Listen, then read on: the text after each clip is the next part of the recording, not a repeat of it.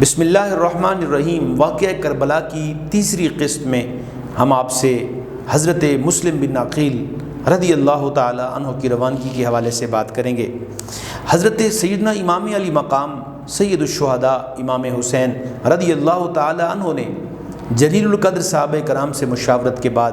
یہ فیصلہ کیا کہ اپنے چچیرے بھائی حضرت مسلم بن عقیل کو کوفہ روانہ کیا جائے۔ آپ وہاں کے حالات کا جائزہ لیں گے اور آپ کو خط لکھیں گے۔ اس کے بعد امام علی مقام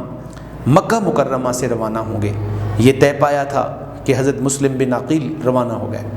جب حضرت مسلم بن عقیل روانہ ہوئے، ان کے پاس حضرت امام علی مقام سیدنا امام حسین رضی اللہ تعالیٰ عنہ کا نامہ مبارک یعنی خط مبارک بھی تھا۔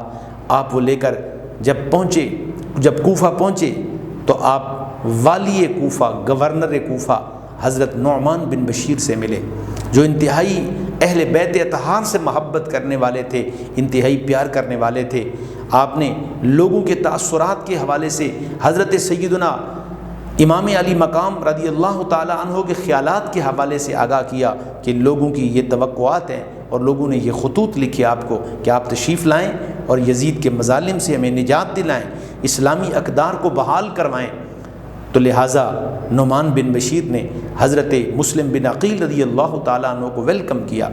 ان کی عزت کی، تکریم کی، اور جو ہی کوفہ کے اندر یہ بات پھیلی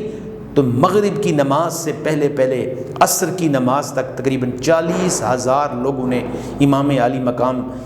کی ہاتھ پر حضرت مسلم بن عقیل کے ذریعے بیعت کر لی۔ حضرت مسلم بن عقیل بڑے خوش ہوئے اور انہوں نے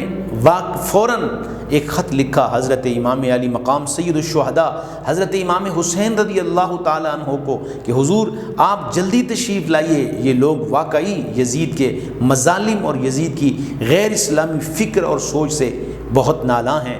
حضرت سیدنا ان کو خط لکھنے کے بعد جب یزید کو معلوم ہوا کہ نعمان بن بشیر والی کوفہ جو اہل بیت اطہار سے محبت کرتے ہیں وہ حضرت مسلم بن عقیل سے حسن سلوک کر رہے ہیں، تو انہوں نے فوری طور پر ان کو معزول کر کے عبید اللہ بن زیاد کو گورنر کوفہ مقرر کر دیا۔ گرامی قدر، یہاں پہ یزید کی چالاکی دیکھیے، اسے معلوم ہوا کہ یہ رحم دل ہیں، اہل بیت سے محبت کرنے والے ہیں اور نبی کریم صلی اللہ علیہ وسلم کے ماننے والوں اور پیروکاروں میں سے ہیں، تو انہوں نے فوری طور پر گورنر کو تبدیل کیا۔ اور جس انداز سے عبید اللہ بن زیاد جو نئے اپوائنٹڈ کہ گورنر تھے، جس انداز سے وہ ہے، انہوں نے حجازی لباس پہنا اور بڑے ایک عجیب و غریب انداز سے لوگوں نے یوں سمجھا کہ حضرت سیدنا امام علی مقام تشریف لا رہے ہیں، تو وہ عمارت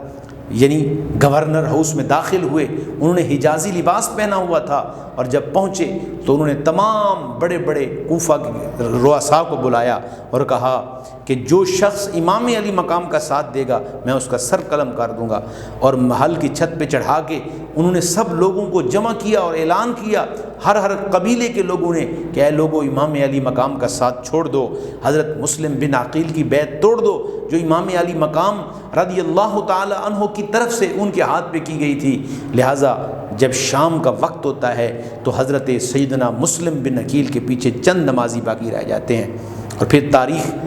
یہ بتاتی ہے کہ یہ لوگوں کی بے وفائی دیکھ کر حضرت مسلم بن عقیل بڑے پریشان ہوتے ہیں، اور آپ کے ساتھ 2 شہزادگان بھی ہیں جن کی تاریخی پس منظر میں شہادت بڑی دردناک ہے۔ اسی اثناء میں حضرت مسلم بن عقیل شہید کر دیے جاتے ہیں، اور اس کے بعد آپ کے دونوں شہزادگان بھی شہید کر دیے جاتے ہیں۔ اور حضرت امام علی مقام چونکہ آپ کو حضرت مسلم بن عقیل کی طرف سے خط مل چکا تھا کہ یہاں کے حالات سازگار ہیں، یہاں کے لوگ آپ سے محبت کرتے ہیں، آپ فوری تشریف لائیے، تو حضرت امام